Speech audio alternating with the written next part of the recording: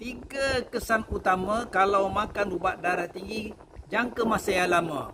Ramai doktor-doktor, ahli farmasi tak cerita yang ini. Yang last tu yang paling penting.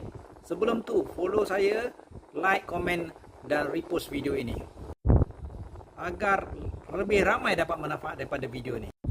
Yang pertama, tekanan darah akan kembali ke normal selepas makan ubat ikut peraturan. Ikut aturan dia, makan setiap hari, apa yang doktor suruh, ikut. Yang kedua, anda akan jadi rasa lebih sihat.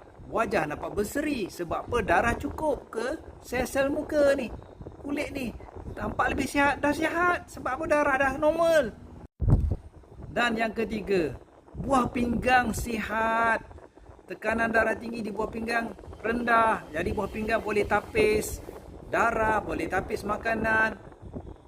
Kulit jadi sihat, anda pun nampak sihat. Sebab apa? Buah pinggang selamat. Kalau tak makan ubat darah tinggi, buah pinggang jadi rosak, boleh jadi rosak. Jadi makanlah ubat darah tinggi selama-lamanya sehinggalah stabil. Dapatkan nasihat daripada doktor dan juga ahli farmasi anda.